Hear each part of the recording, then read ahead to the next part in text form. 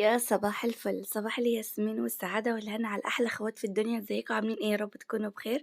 النهارده فيديو جديد، حط لايك من ايدك الحلوة، ولو أول مرة بتشوف القناة دوس على كلمة اشتراك الموجودة أسفل الفيديو وانضم لعيلتنا الحلوة. هنا بعمل لك كوباية شاي بلبن كده لبن بودر كده. فأنا زي ما انتم شايفين أنا قعدت فترة كبيرة كنت بشرب كوفي ميكس، يعني قعدت يجي حركة 6 7 شهور، فمتعودة إن أنا أشرب على طول الصبح وعصر وبالليل يعني وكده. فأنا باحاول كل ما أبدأ إن أنا أحتاج للحاجة دي، جِبت اللبن البودر ده عندي عشان إيه، يحسسني إن هو حاجة نفس اللون الcoffee mix. فمنهم لله اللي بوّظوا المضروب، يعني ضربوا المشروب وبوّظوه وخلّوا الواحد يعني يرجع كده. بس يالّا أنا باحمد ربنا إن هُم يعني فوّقوني، لإن كان الcoffee mix ده مدمّرني وكان بيطخّني وبينفخ الجسم بطريقة رهيبة. يعني أنا دلوقتي نزلت 2 كيلو بسبب إن أنا بقى لي فترة كبيرة ما مش باشرب الcoffee mix. فالحمد لله على كل حال. العادة السيئة إن هي بتيجي كده لوحدها من عند ربنا. كان دايمًا جوزي واللي حواليّا يدعوا دايمًا: "يا بنتي بطّلي coffee mix." سبحان الله، حاجة جات من عند ربنا إن أنا أكرهه بقى خلاص. وربنا ينتقم من اللي كان السبب، لإن أكيد ضرّني وضر غيري بالمشروب اللي هُم ضروه ده وحطّوه بودرة سيراميك بدل المبيض يعني وكده. عملت كده، كان عندي قُرَص كده طلّعت قطعتين كده، بس بصراحة ما كلتش إلا واحدة وبس. وبعد كده غسلت الأزايز دي، طبعًا أنا باملاها عشان ولادي رايحين المدرسة. ما عملتلهمش في الlunch box، هُم عايزين كده ساندوتشاتهم في شنطة بس من غير الlunch box، لإن عايزين الشنط النهارده تكون خفيفة عشان عندهم يوم رياضي كده إيه، مش عايزين معاهم بقى lunch box لإن هيسيبوا الشنط فوق بعض وممكن الlunch box يتكسر، لإن ساعات بقى بيرموا الشنط على بعض والحاجات دي، اليوم الرياضي كإنه بيلعبوا زي الكورة كده. ف الشنط بتبقى مرمية في الأرض يعني وأصحابهم بيدوسوا على الشنط والحاجات دي. فهنا زي ما أنتم شايفين بقى باقول لكم هنا إزازة عمرو بتتفتح كده وبتتقفل كده. لإن كتير قال لي: "يا منى بورّيها لنا عن قُرب." لإن أمّا صورتها الفيديو اللي فات ناس كتير قالوا لي: "دي جميلة أوي وكده." طبعًا كنت جايبة الصمنة دي لجَنى، بس سمسم متعلق بها. سمسم ابني هيموت على لانش بوكس أسود وإزازة سودا، فالإزازة متوفرة لكن نجيب له إحنا لانش بوكس أسود منين؟ مانيش عارفة. فهنا جانا زي ما أنتم شايفين لبست أهي، لبس الرياضي هي بتروح بقى إيه، كتير سألني: "يا منى إزاي بتروح بلبس وهناك بتبقى في لبس اللي أنتِ صورتِ الفيديو اللي فات." هي بتروح تغيّر في الحمام زي أي صاحبة من صاحباتها، وبتبقى لابسة تحت البنطلون والتيشيرت اللي هو الأحمر ده اللي هو اليوم الرياضي. طبعًا روان كانت عندي وطلبت منّي إن أنا أعمل لها مكرونة وكفتة، فقُلت أعمل بقى، بتحب المكرونة هي، فقُمت عاملة لها مكرونة وكفتة كانت عندي في الفريزر وأكّلتهم بقى وكده. أنا كان عندنا أكل أنا وأكلت أنا وجوزي، أكل بايت يعني وكده. زي ما أنتم شايفين هنا بقى كان عندنا الأفوكاتو، كان عمرو طالبه بقى له فترة طويلة: "ماما ما تخرجي هاتي لي أفوكاتو، أفوكاتو." فالمهم قُمت رايحة جايبة له كده وزنت 3 هو الكيلو ب135، فجِبت 3 وقُلت مش مشكلة بالحبّاية يعني. وبعد كده جِبته زي ما أنتم شايفين، خدت منّه إيه قطعتين، وكان في التوقيت ده جوزي ما كانش موجود، فسِبت واحدة إيه، نبقى نعملها له أمّا ييجي بقى وإيه، واشرب أنا معاه واعمل أنا للولاد. زي ما أنتم شايفين كده بدأت إن أنا أشيل بقى إيه، لو كان بموز برضه كان هيبقى حلو أو بزبادي، بس أنا ما كانش عندي متوفر إلا اللبن، وقُمت رايحة عاملاه باللبن وكان طعمه حلو. فيه فوايد كتير حلوة وجميل. أنا صراحة باحب آكله كده، يعني باحب لو أنا مسكته بالمعلقة كده هاكله. وبس أنا بقى كنت عاملاه عصير عشان الولاد، وبالمرّة كنت فرحانة عشان روان بنت أخويا موجودة، قُلت برضه تستفيد إيه بكوباية عصير حلوة كده، جسمها يستفيد منه يعني وكده. البذرة اللي جوّه الأفوكادو ده أنا مش هارميها، لإن فيها فوايد كتير وقرأت عنها يعني وحلوة للتخسيس والأمراض والحاجات دي كلّها. فأنا هاحاول إن أنا أبشرها باين أو مش فاكرة كان بيتقال إيه كده، و واستفيد منها يعني وكده، هاقطّعها يعني والّا مش عارفة كانوا بيقولوا إيه. المهم إن أنا حطيت سُكّر ما تستغربش هو ومش كتير، لإن الولاد أصلًا بيحبوا الحاجة مسكّرة.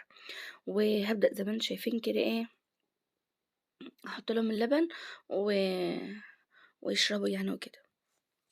طبعًا ده بعد ما يجوا من المدرسة بكتير، لإني قعدوا في المدرسة طبعًا بيقعدوا بيروحوا الساعة 07:00 ويطلعوا الساعة كام؟ يعني بيدخلوا المدرسة 07:30 كده، على ما بامشّيهم 07:00 على ما يوصلوا يبقى 07:30 وبيطلعوا حوالي الساعة 13:30 أو 14:00 لإن كان الأول في الترم الأول كانوا بيطلعوا الساعة 12:00 هُم دلوقتي كتّروا المواد وخلّوها 6 حصص. هنا فضّيت لهم المشروب أهوًا وعملت تاني بعد ما روان خلّصت كوبايتها كبّيت لها تاني هي وعمرو. خلّيتهم يستفيدوا يعني بالمشروب وكده، عملت لهم كل واحد كوبايتين، لكن سمسم ما حبّهوش وما شربوش، وجانا فضلت على ما شربت الكوباية كانت القيامة قامت. جانا أنفة شوية مش أي حاجة كده هي أصلًا من صغرها كده، كانت بتستطعم الحاجة على طرف لسانها ومش بترضى إن هي تكمّلها يعني. بس كده يا بنات، هنا سمسم ساعة ما داقوا برضُك رفض سمسم أطباع زي جانا بالضبط، يعني هي بُصّوا يعني تحسّي إن فولة واتقسمت نُصّين، عمرو عشان هو اللي طالبه فكان حابّه يعني وكده، لإن شوف جانا ما حبّتهوش خالص، فأنا قعدت أقول لها اشربيه ده مفيد، ده جميل، فقعدت أشجّع روان هي كمان، روان حبّته زي عمرو. عشان كده كبّيت لهم هُم الاتنين، إنّما سمسم فضّيت له لبن بقى سادة في قلب الكوباية كده. هنا جانا كانت هي وروان بيصوّروا صورة كده على السناب أو السناب مش عارفة البنطوها صح والّا لأ، بس هو البتاع دوًّا الapplication دوًّا غريب أوي مش باعرف فيه. هنا زي ما أنتم شايفين الدنيا عندي بُصّوا المطبخ مكركب آخر حاجة، كراكيب، كراكيب، كراكيب، بُصّوا أنا يعني الفترة ديًّا أنا بجد جعانة شغل.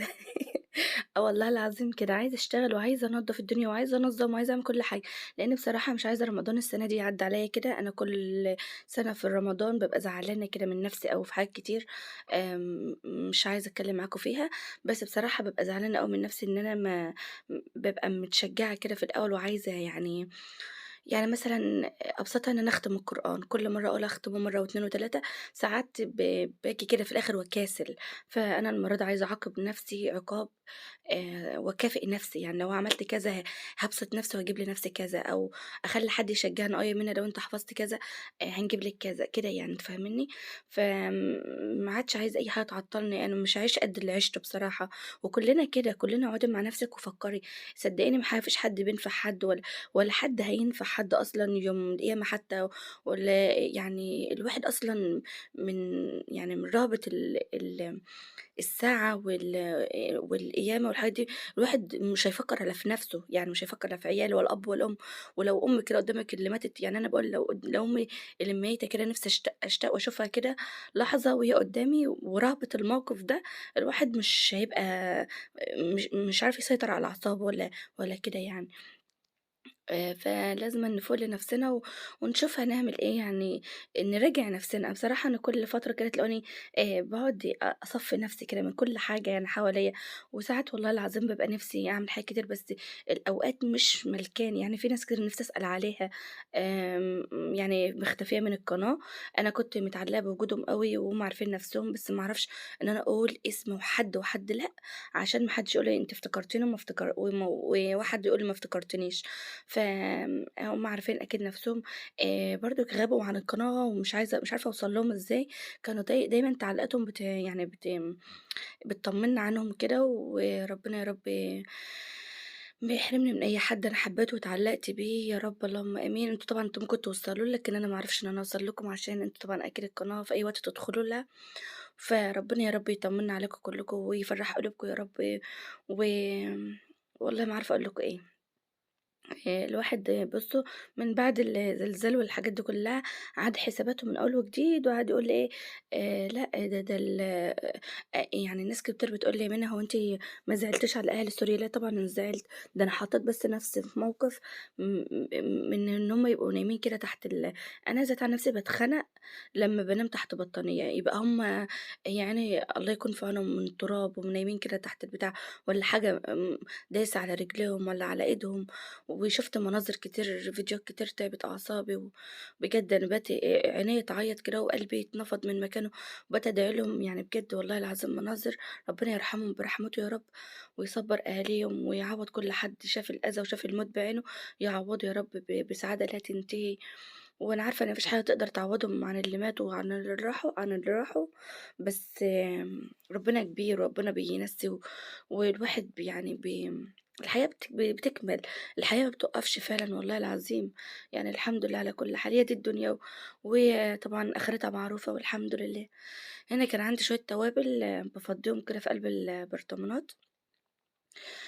كمان عايزة أقول لكم برضك حاجة، لمّا يكون ابنِك والّا بنتِك نِفْسهم في حاجة اوعوا تقولوا لهم بُكرة الصبح، بُكرة ساعات إن بيحصل المواقف دي قدّامنا وإحنا ما بنتعلمش، لإن ما تعرفيش بُكرة هيبقوا موجودين والّا لأ.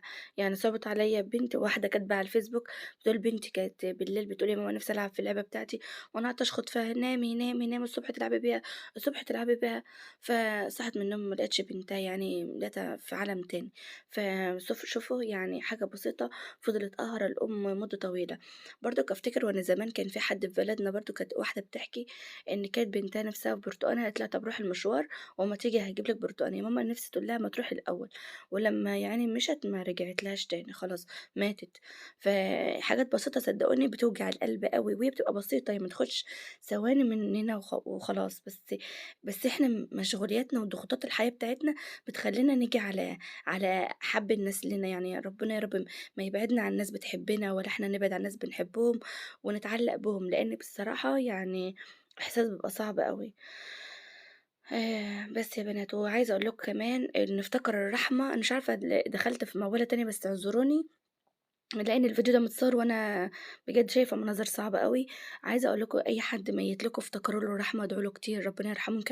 يمكن يعني ناس كتير بتيجي لي هي ميّتة، بتيجي لي دايمًا إن أنا أفتكرها، ممكن بتيجي لي ليه؟ فلمّا سألت شيخ قام قايل لي إن بييجوا لِك لإنهم عايزين منِّك حاجة، عايزينِك تدعي لهم طالما بييجوا لِك على طول. فأنا دعيت لهم وطلّعت حاجة لهم، مع إن هي ماما مش قرايبي أوي يعني مش اللي هُم قريبين مني أوي، بس دايمًا بافتكرهم، دايمًا في بالي. فلمّا سألت قال لي: "طالما بييجي لِك وطالما بييجوا لِك أنتِ يبقى هُم عايزين منِّك حاجة، افتكريهم طلّعي لهم حاجة والّا كده." فمن يومها وما عادوش بيجونيش. فعايزة أقول لكم يا بنات والله العظيم يعني الميت ده يعني ممكن سبحان الله دعوة منِّك بتبرّد ناره وهو في عالم تاني الله أعلم. هنا الجاروف ده أنا بارُش عليه سيترس لإن كنت لامّة منّه لامّة بيه البقايا اللي كانت على البوتاجاز، وبدأت إن أنا أحُط سيترس ده عليه بيخلّيه بقى فُلّة كده وبيشيل الدهون من عليه وحلو يعني مش وِحِش. هنا باغسل بقى الحِلَل، كان عندي شوية حِلَل كده وحاجات، وكمان كنت مفضية التلاجة من حاجات برضه. وكمان كنت جايبة الإسبونشة دي جميلة أوي يا بنات، هي سلك مع إسبونشة مع بعض، فقُلت أغسل كده المواعين وأغسل الكوبايات وأغسل الحاجات ديًّا. على إيدي كده، طبعًا الجو برد بس أنا باغسل وخلاص، ما باعرفش إن أنا أشغّل مَيّة سخنة مع مَيّة سقعانة وأنجز كده على ما قاعدة أنجز بالمَيّة دي مع المَيّة دي وأخلطهم ببعض يكون القيامة قامت.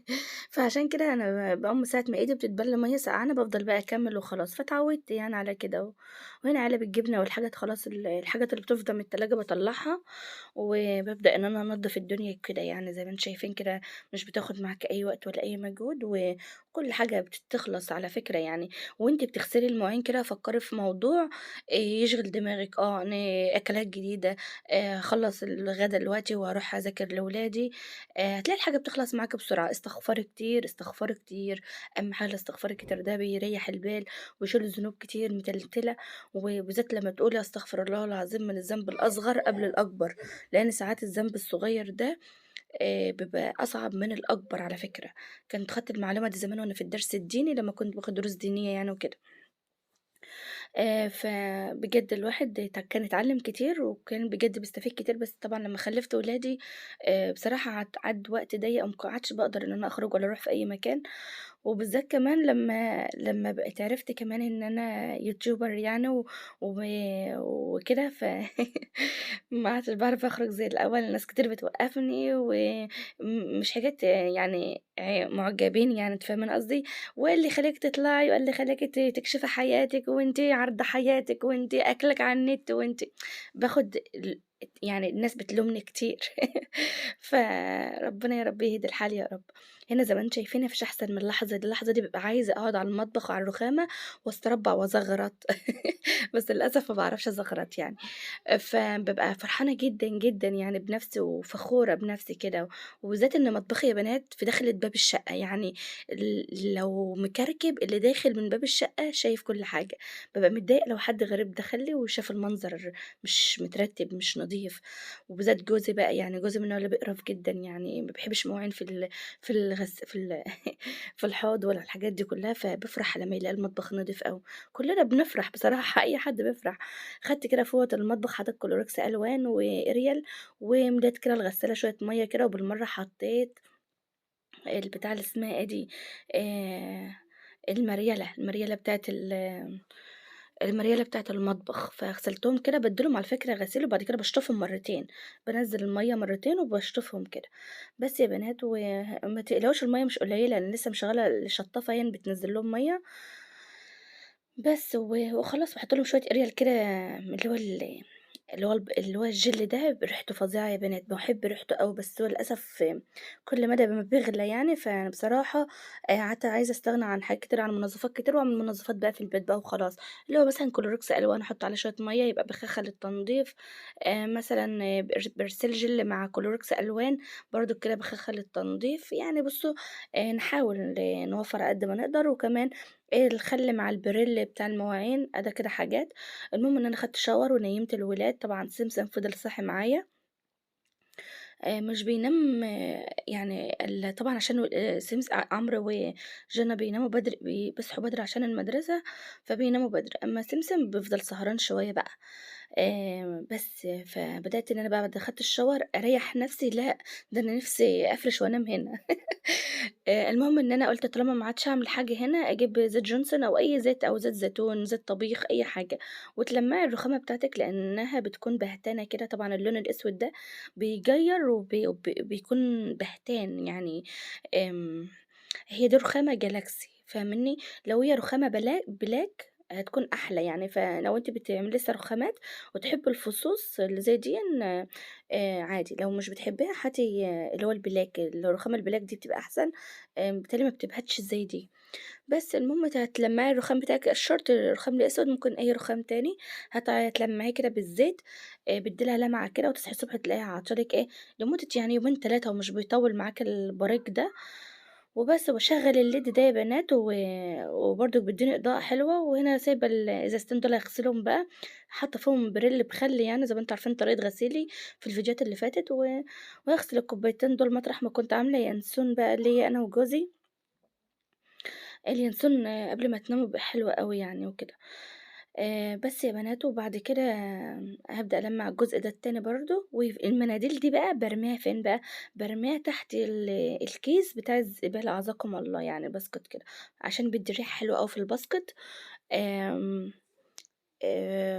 أعزكم الله يعني وكده. بس يا بنات نفسي بقى أعمل سور الرخامة ده، بس جوزي بقى يومه بسنة، كل يوم يقول لي حاضر بكرة، حاضر بعده، كده يعني، لإن بصراحة أنا مش متعودة على إن سور الحوض يبقى من غير سور كده، المَيّة بتنزل بتبلبط الدنيا. وكده تمام، أنا لمّعت كل حاجة والحمد لله. أهو زي ما أنتم شايفين. بين كل فترة وفترة تلاقيني كده إيه، ألمّع كده بالزيت ده، عشان كتير ناس كتير بتسألني منها هو أنتِ ب رخامتِك بتلمع ليه؟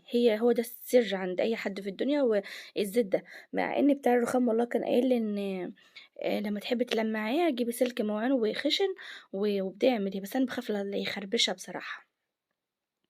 وأي رخام في الدنيا بينقّر، يعني ناس كتير قالوا لي إحنا رخامنا منقّر كده، عادي أي رخام في الدنيا بينقّر، ولو غسلت مواعين على الرخام بيتخربش، ما أنا لو سِبت الرخامة بتاعتي وغسلت عليها المواعين على الحوض كده بتخربش، فأنا باحب أفرش أي حاجة وأنا باغسل المواعين. هنا ياه على الهدوء وراحة البال، لسه بقى المواعين أبقى أشيلها بقى وإيه أودّيها مكانها لمّا تتصفى. هنا أنا عندي الحلاوة الشعر دي كنت جايباها معاكم في المشتريات من قبل كده، فسمسم ابني متعلق بيها أوي، كل شوية ماما هاتي لي شعر من اللي بيتاكل، شعر شعر آكل، أقول له ده حلاوة أقول حلاوة شعرية. فالمهم هي مسكّرة جدًا مش عارفة هُم بيستحملوها إزاي، عملت له كده واديتها له. ولاد عمرو وجنى صحوا في التوقيت ده وعايزين هُم كمان، يعني كانوا عاملين نَفْسهم نايمين يعني وكده، فلمّا لقوا حسام معاه قاموا كل واحدة بقى قامت جاية بقى إيه عايزين منها، فالمهم ادّت لهم وقاموا رجعوا ناموا تاني يعني وكده. بس كده، لسه سمسم بقى اللي هاخده بقى أدّي له shower هو كمان وأغيّر له بقى وكده. هنا زي ما أنتم شايفين جانا صحت على الصوت. جانا زي حسام بالضبط، بتحب اللي حسام بيحبه هي بتحبه بالضبط. وسبحان الله لو تشوفوا جانا وهي صغيرة تقولوا ده سمسم، يعني صورهم شبه بعض بالضبط. سبق قبل كده كنت ورّيت لكم صور جانا وهي صغيرة تحسّوا إن هي سمسم. بس يا بنات وطبعًا دُوَن عمرو وخلاص على كده يا بنات الواحد بيفرّح ولاده على قد ما يقدر، التربية صعبة مش سهلة على فكرة، بس عايزة أقول قبل ما أنسى ربنا يا رب يرزق كل مشتاق يا رب بالذرية الصالحة، ويفرّح كل قلب أم يا رب، ربنا يكرم كل زوجة متجوزة جديد أو نفسها في ذرية صالحة، ربنا يا رب يدّي لها ويبعت لها الخير، ويفرّح قلبها يا رب عن قريب. وزي ما أنتم شايفين كده أنا الفيديو اللي فات كنت حاطط معاكم التربوهات هنا، وقُلت ناقص الرخامة أبقى أنزل أجيبها، هي كانت على السلم يعني وكده، فرُحت جبتها وطلّعتها وحطيتها هنا وهامسحها من التراب، وبس أنا لسه هاعملها زي نظام تسريحة، لسه هاجيب لها المراية.